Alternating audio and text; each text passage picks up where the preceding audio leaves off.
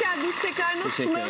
Sağ olun, sizler de iyisiniz. Hocam gördünüz mü, çok konuşunca gene öksürük tuttu. Biz hemen yayın öncesi hazır göğüs hastalıkları uzmanı doktorumuzu bulduk. Hemen dedim hocam geçmeyen bir öksürüğüm var. Uykunun yanında sevgili izleyenler. Benden müsebbip yine öksürüğü de konuşuruz değil mi hocam? Tabii ki, tabii ki. Çünkü bu mevsimde herkesin hocam klimadan mı bilmiyorum neden alerjik mi? Herkeste bir çeşit öksürük var. Birazdan onu konuşalım diye de böyle onu bir kenara koyalım. Uykuyla başlayalım çünkü hocam. Uykuyu belki de önemsemiyoruz hocam. Biz bunu hani hayatın bir rutini gibi varsayıp işte uykusuz kalmayı da çok önemsiyoruz. Peki sağlık açısından uykuyu nerede konumlandıralım biz hocam? Evet. Çok güzel. Şimdi bakın uykuyla ilgili bana birçok soru geliyor. Yani özellikle yeni jenerasyonda biliyorsunuz mavi ışık bırakmıyorlar. Dolayısıyla da ellerindeki telefonları bırakmadıkları için geç yatıyorlar. Doğru. Ve sabahta erken kalkıp okula gitmek zorundalar. Ve bu uyku süresi çok kısalıyor. 4 saate 5 saate düşüyor. Dolayısıyla acaba bunu hakikaten böyle uyumak mı gerekiyor? Zararlı mı? Bunu konuşmamız gerekiyor. Bunun için zaten buradayım. Şimdi bakın arkadaşlar, özellikle öğrenci arkadaşlar için söyleyeceğim. Bu bizim için çok önemli. Bizim öğrendiğimiz ilk bilgiler gözümüzün arkasındaki şurada bir bölge var. Bu bölge atnalı ya da küçük bir bölge. İsmini vermeyeceğim, Latince ismini vermeyeceğim. Bu bilgiler burada oturuyor. Daha sonra siz uykuya geçtiğiniz zaman, derin uykuya geçtiğiniz zaman, derin uyku esnasında bu veriler beynin esas ana bölgesi olan hard disk dediğimiz bölgeye veriler aktarılıyorlar. Eğer siz düzgün uyumazsanız, kısa uyursanız bu veriler oraya aktarılamıyor. Dolayısıyla yarıda kalıyor ya da hiç mi aktarılmıyor hocam? Yarıda kalıyor ya da hiç aktarılmıyor. Orada kaldığı zaman da bu bir USB bellek gibi düşünün. USB belleğe resimleri attınız. Bu resimler sizin için değerli. Evet. Bunu saklamak istiyorsunuz ama ertesi gün yine tekrar resim çekineceksiniz. Ne yaparsınız? Onu hard diske atarsınız. Onu silersiniz, oraya atarsınız. İşte beyin aynı mekanizmayla çalışıyor. Şimdi siz bunu yapamadığınız zaman o USB'nin içerisine tekrar veri attığınız zaman bir önceki veriler siliniyor. Dolayısıyla öğrencilerin ne oluyor? Derslerde başarısızlığı meydana geliyor. Özellikle bizim için ne önemli? Yani yetişkinler için ne önemli? Uyku esnasında, derin uyku esnasında büyüme hormonu salınıyor. Hani çocuklarda da salınıyor. Evet. Hani derler ya uyusun da büyüsün. Doğru mu? Evet. Yani büyüme hormonu uyku esnasında, derin uyku esnasında salınıyor. Şimdi yetişkinlerdeki bu büyüme hormonu ne yapıyor? Şunu yapıyor. Erkeklerdeki göbek yağının erimesini, kadınlardaki basen yağının erimesine sebep oluyor. Bir dakika hocam, burası çok önemli. Büyüme hormonu sayesinde yani uyurken mi oradan kilo veriyoruz? Aynen. Aslında hayallerimiz gerçek oluyormuş. Hep deriz ya biz, aman bir yatsam da şu göbeğim gitse, şu basenlerim gitse. Aslında uyku bunu yapıyor. Kesinlikle, meğerse. Kesinlikle. Yani şöyle düşünün. Uyumadığınız zaman bu hormonunuz salgılanmıyor. Dolayısıyla sizin gündelik yapacağınız diyetlerin, yani sıkı bir diyet yaptığınızı düşünelim. Şekeri kısıtladınız, ekmeği kısıtladınız. Kesinlikle kilo veremezsiniz. Kilo vermenizin tek yöntemi en az gecede 6 saat uyku uyumanız gerekiyor. Yani bakın minimum limit 6 saat. Bu hocam yaştan yaşa değişir mi, yoksa her yaşta minimum 6 saat midir? Şimdi yaşla beraber şunu söyleniyor. Yaşla beraber diyorlar ki uyku süresi azaldı. Yani biz daha az uyku uyuyoruz. Yani bize böyle uyku yetiyor. Onun sebebi şu.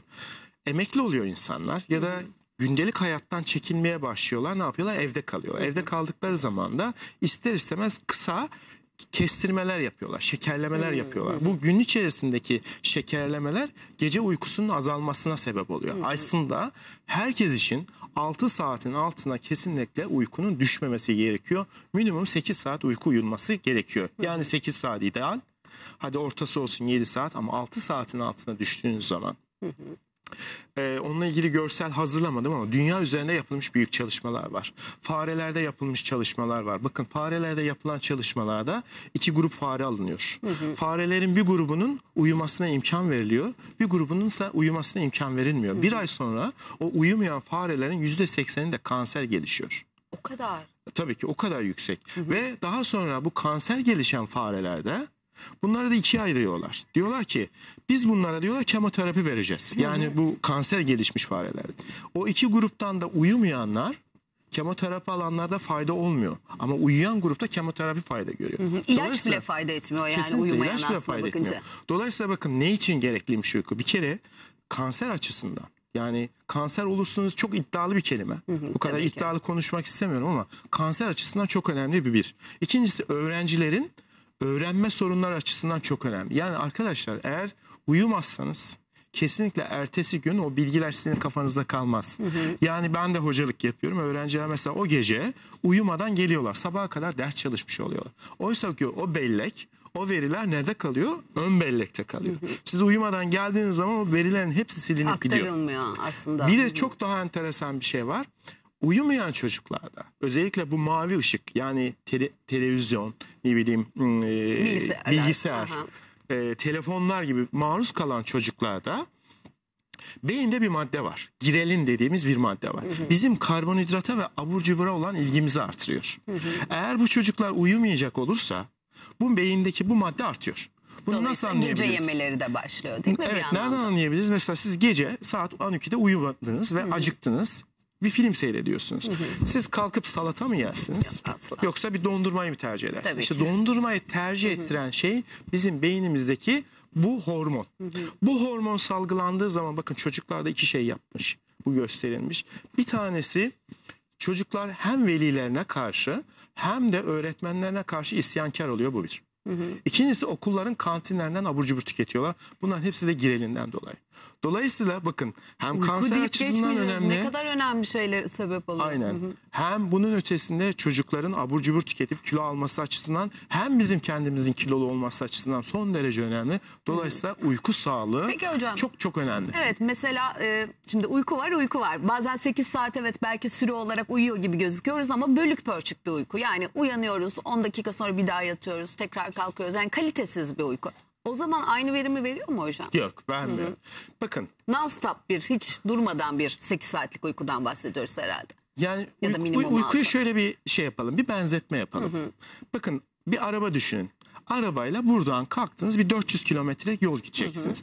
400 kilometrelik yolu eski biliyorsunuz vitesli arabalar var, manuel arabalar var. Manuel arabayla buradan diyelim ki sizin vites teşkilatınız bozuldu, birinci vitesle buradan Ankara'ya gidiyorsunuz. Ne yaparsınız araba? Yanar değil mi? Birinci vitesli araba gider mi? Hararet yapar. İşte bizim uykumuz da böyle. Uyku birinci vitesle başlar, 2'ye çeker, uykumuz 4 viteslidir, 3'e çeker. REM dediğimiz rüya gördüğümüz, dinlendiğimiz arabanın en çok rahat ettiği gibi düşünün. O vitese çeker. 4. vitese çektiği zaman araba rahat eder. Benim anlattığım bu büyüme hormonlarının salgılandığı ya da abur cubura karşı ilginin arttığı hormonların salgılanmadığı, öğrenmenin olduğu, kanseri engelleyen, vücudun yaşlanmasını engelleyen bir hormon var. Bunun ismini vereceğim. Melatonin denen bir hormon. Mutlaka seyirciler duymuşlardır. Melatonin en güçlü arkadaşlar antioksidandır. Yani sizin saçınızın beyazlanmasını, vücudunuzun, cildinizin kırışmasını engelleyen hormon. Bu hormonların hepsi sadece 3. viteste, uykunun 3. vitesinde salgılanır. 1. 2. viteste salgılanmaz. Demek ki neymiş? Mutlaka 3. vitese girmemiz gerekiyor. 3. viteste, bunu özellikle gençler için söylüyorum. 3. vites uykuya sadece gece saat 12 ile 3 arasında giriyor. Demek ki 12 ile 3 arasını mutlaka uykuda geçirmemiz gerekiyor. 3'ten sonra da ne başlıyor? REM dediğimiz rüya gördüğümüz dönem. Bu da verilerin pekiştirildiği, üst üste bindirildiği bir dönem. Aktarımın başladığı. Şimdi melatonin hormonundan bahsettiniz hocam. Artık bu programları da yapa şöyle bir bilgi edindik. Melatonin hormonu karanlıkta salgılanıyor. Değil mi? Yani uykunun, çünkü bir antrenin ışığını yakarak uyuyanlar var, abajur kullanarak uyuyanlar var veya dediğiniz gibi bir müzik açıyor telefondan, telefonun ışığı devam ediyor, o sırada uyuyor ama ışıksız bir ortamda değil. Melatonin o zaman gene salgılanmaya devam ediyor mu, duruyor mu yoksa? Şimdi melatoninin salgılandığı yer çok enteresan. Yani beynin tam şu gözlerin arkasında bir alıcı var. Alıcının özelliği bakın, sadece bir top iğne başının büyüklüğü kadar ama içerisinde 20.000 tane hücre var. O kadar hassas bir ışığa duyarlı bir bölge. Bu sizin de bahsettiğiniz gibi sadece karanlıkta diyor ki melatonine, beyine diyor ki bak diyor hava karardı diyor, sen artık uyu diyor. Şimdi güneşi gördüğü zaman bu alıcılar diyor ki hayır diyor, aydınlık diyor, şey yapma diyor. Bu hormonu salgılama ve uykuyu başlatma diyor. Çünkü bizim yapımız bu şekilde üretilmiş. Şimdi mavi ışık, özellikle telefonlardaki bulunan mavi ışık güneş ışığındaki uyarıcı maddeyle aynı. Dolayısıyla o mavi ışığı aldığınız zaman beyin diyor ki şu an gündüz diyor, ben melatonin salgılanamayayım diyor. Melatonini salgılamadığı için de ne yapmış oluyor? Uyku başlamamış oluyor ve dolayısıyla sizin büyüme hormonlarınız salgılanmıyor. Dolayısıyla mutlaka karanlıkta yatmak lazım. Peki ne yapmak lazım? Eğer illa karanlıkta yatamıyorsanız, bir ışık kullanmanız gerekiyorsa yeşil ışık, mavi ışık tarzı değil, kırmızı ışık kullanın. Kırmızı ışık en az beyni uyaran bir ışık. Dolayısıyla hani gece lambası yakacaklarsa seyircilerimiz mutlaka kırmızı ışık kullansınlar. Peki hocam, horlayan da çok büyük bir grup var. Horlayan kaliteli uyuyor mu peki? Çok güzel. Şimdi bakın, horlama uyku kalitesini bozar. Niye? Şimdi uyanmanın iki çeşidi var. Çok teknik anlatmadan çok basitçe anlatayım. Birincisi bilişsel uyanma. Yani siz uyanırsınız, kalkarsınız, mesela lavaboya gidersiniz, gelirsiniz. Bu bir bilişsel uyanmadır. Bir de beynin uyanması vardır ama bu bilişsel değildir. Ne demek o?